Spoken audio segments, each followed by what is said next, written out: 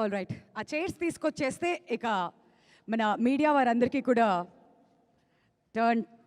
Time turn over చేసేద్దాం. అక్కడి నుంచి క్వశ్చన్స్ వస్తాయి. అండ్ సితారా ఎంటర్టైన్మెంట్స్ గురించి ఇంతకుముందు మాట్లాడుతూ ఉన్నాం. ఇవాళ మార్నింగే రిషబ్ శెట్టి గారితో ఫిల్మ్ అనౌన్స్ చేయడం కూడా జరిగింది. ఆల్రెడీ బోల్డ్ అంత లైనప్ ఆఫ్ మూవీస్ ఉందని మనం మాట్లాడుకుంటూ ఉన్నాం. మరి ఈ టైంలో ఇంకొక కొత్త సినిమాని కూడా అనౌన్స్ చేశారు కాబట్టి ప్రతిదీ బ్లాక్ బస్టర్ హిట్ అవ్వాలని చెప్పి మనం మనస్ఫూర్తిగా కోరుకుందాం.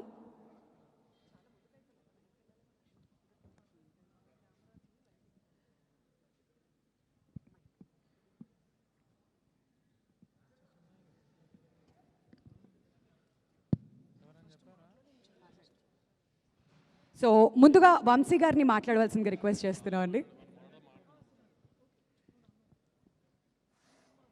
ఆల్ రైట్, విజయ్ గారు, భాగ్యశ్రీ బోర్సే గారు, all of you to kindly take your seats. So the time is all yours అండి. కింగ్డమ్కి సంబంధించిన క్వశ్చన్స్ మీరు అడగచ్చు. అండ్ మన టీం కూడా ఇక్కడ సిద్ధంగా ఉన్నారు.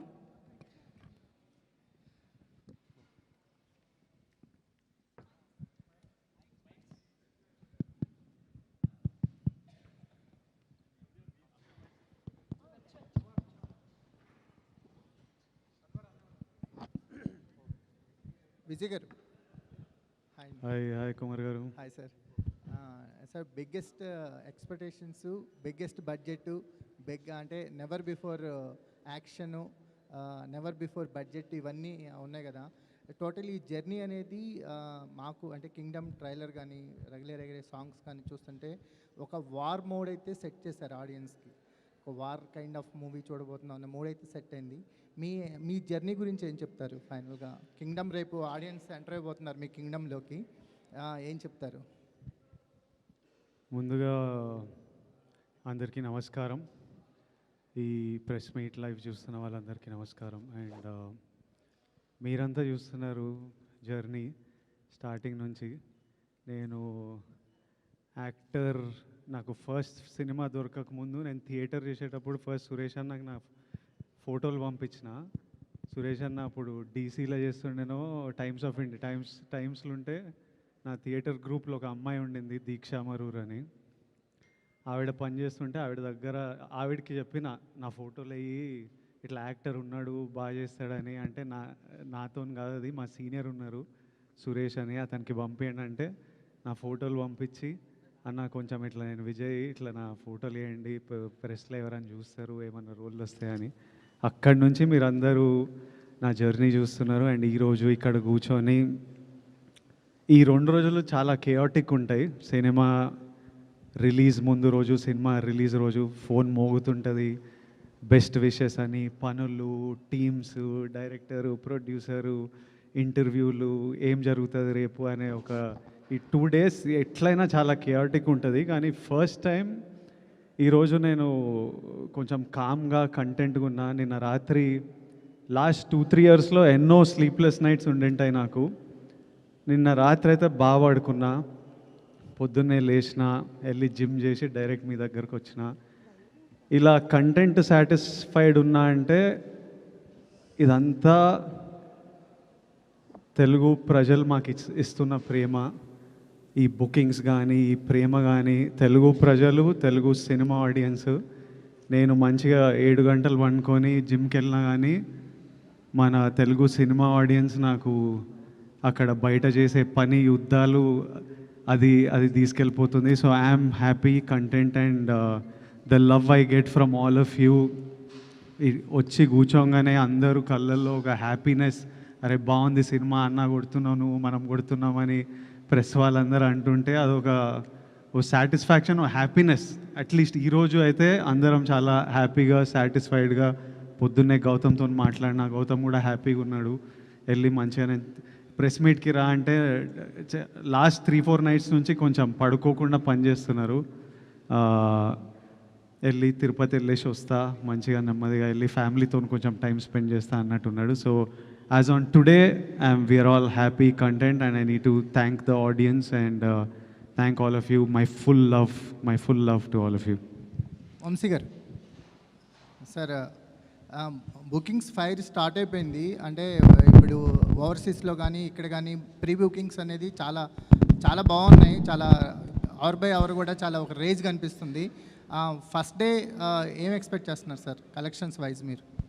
అవన్నీ కాదులే కానీ ఈ మధ్యకాలంలో ఆమె సినిమాలు తీయటంలో ఫస్ట్ ఛాలెంజ్ ఓపెనింగ్ తెచ్చుకుంటాం, మనకు పెద్ద ఛాలెంజ్ అయిపోయింది. రిజల్ట్ వచ్చిన తర్వాత ఆమె ఎంత కలెక్ట్ చేస్తుంది అన్నిటికంటే ముందు ఓపెనింగ్ తేవడం ముందు మాకు ప్రైమరీ ఛాలెంజ్ అయిపోయింది. ముందు అదైతే పాస్ అయిపోయాము మీరు అన్నట్టు ఒక బ్యాంక్తో. సో రేపు కూడా మేము అనుకున్న ఆశించినట్టే రిజల్ట్ ఉంటుందని హోప్ చేస్తున్నాం. పోస్టర్లు ఇవన్నీ ఏముందిలే, మరి నీకు ఎంత కొంటాను తెద్దాం, దాన్ని ఉంది. నాకా సార్ అంటే ఇప్పుడు ఒక బిగ్గెస్ట్ బడ్జెట్ కదా, నెవర్ బిఫోర్ బడ్జెట్ అని చేస్తుంది కదా, ఒక అంటే ఒక నిర్మాతగా ఒక ఫైనాన్షియల్ ఇది ఉంటుంది.